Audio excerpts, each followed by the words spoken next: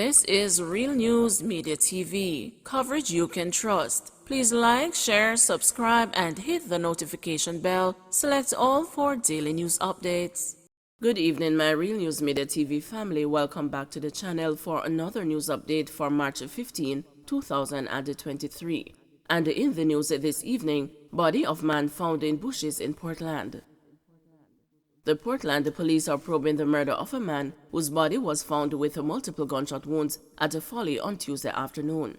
The police have since identified the deceased as Andre Weston. According to the police, persons were playing football at a Folly Oval in Port Antonio shortly around 4:30 p.m. when they smelt a foul odor coming from nearby bushes. They reportedly went to investigate and discovered a body and raised an alarm. Upon the arrival of the police, the body was observed lying on its back and was clad in a white merino, black pants, and white socks with what appeared to be gunshot wounds. The police stated that information received indicated that the deceased reportedly suffered from a mental illness and was last seen alive on the afternoon of Sunday, March 12, at the Port Antonio Cemetery by a relative.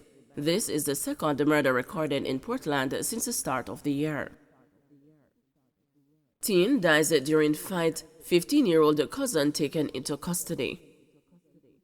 A 15-year-old girl is dead and her cousin taken into custody following a fight they had at Mendestown in Whitby, Trelawney on Tuesday. The deceased has been identified as Nastasia Turner, a resident of the community. It was reported that around 6:30 p.m., Turner and her 15-year-old cousin had a disagreement which turned into a physical altercation during which they fell. It was later realized that Turner was unresponsive. She was assisted to the hospital where she was pronounced dead on arrival. The police were alerted and the scene was processed. The cousin was taken into custody pending further investigations. The police did not say what caused the dispute between the girls. Gabriel King murder case stalled as a mother fails to comply with a court order. The police in St. James are still awaiting the return of Amoy Leon Issa to Jamaica in order to execute an arrest warrant for failure to comply with a court order. Mrs. Leon Issa is the mother of 9-year-old Gabriel King, who was killed along the Tucker Main Road in St. James on January 13 last year. The police have been trying to gain access to Mrs. Leon Issa's cellular phone to assist in the investigation. In an interview with the news on Tuesday, Assistant Commissioner Clifford Chambers, head of the Area 1 Police, maintained that the police are in need of the phone's passcode to move the investigation forward. He said the legal team is looking at other options, but police are in a position to arrest the mother if and when she is seen for breaching the court order. ACP Chambers also objected to a comment from Mrs. Leon Issa's attorney, Chukwu Cameron, that the police have the option of going to the relevant telecommunications company and getting access to all the phone data. He explained that this is not necessarily so for encrypted data from platforms such as WhatsApp. Last month, the Gleaner quoted a senior investigator as saying that Mrs. Leon Issa left Jamaica for Canada. Gabriel King was reportedly abducted from his mother and later found dead in his mother's vehicle, which was abandoned off Fairfield Main Road in Montego Bay. Mrs. Leon Issa told investigators that she was attempting to navigate a pothole when armed thugs hijacked her vehicle and sped off with her child. Seaford High teachers still concerned about non-payment of deductions. Teachers at the Seaford High School in St. Thomas, whose deductions were not paid over to various institutions, are concerned over the non-payment of the sums.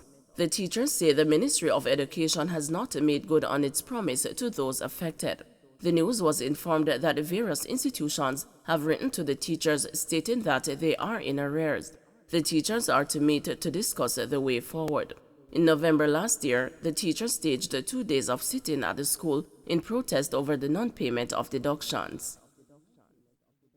Black River Mayor claims JPS contractors stealing and selling street lights. Mayor of Black River and the chairman of the St. Elizabeth Municipal Corporation, Derek Sangster, has claimed that the Jamaica Public Service Company contractors have been stealing streetlights in the parish and selling them. The accusation was made Tuesday in the presence of JPS Area Manager for the Western Region, Janice Carr, during the Infrastructure Committee meeting of the Municipal Corporation. And I'm going to ride, so I don't know if you are the person to ride. I don't never was right, the CEO or chairman. But it cannot continue. Cannot continue. Because they are taking down these street lights, selling them for $30,000 a year. And then we have to replace them out of our allocation. It affects us politically. Look at the raw on the table to you.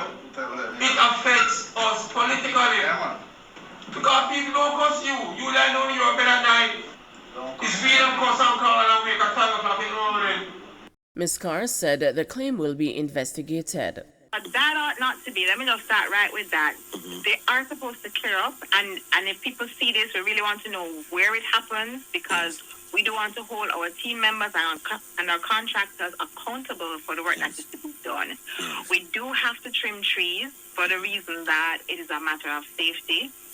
If trees grow up into power lines, they can cause not only outages, which is bad enough, but it's also unsafe for persons, especially fruit trees that people might want to climb and so on.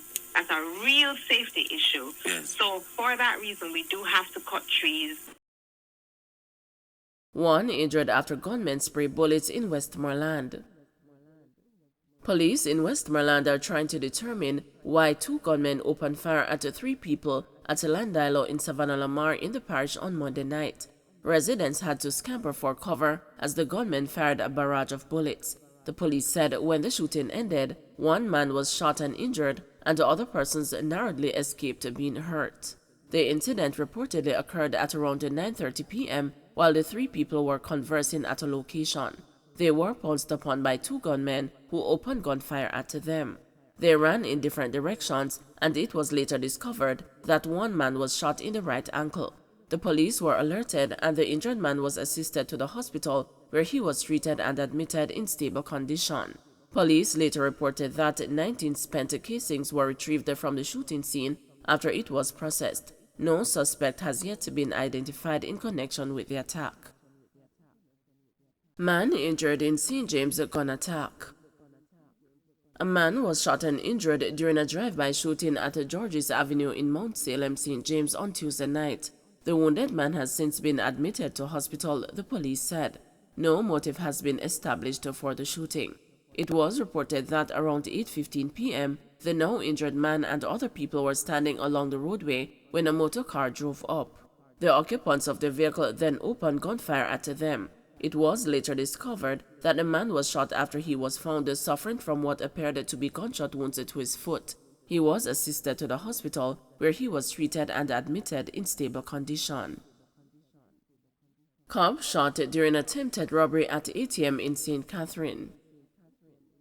A cop was shot moments ago at an ATM along the Old Harbor Road in St. Catherine in what is believed to be an attempted robbery.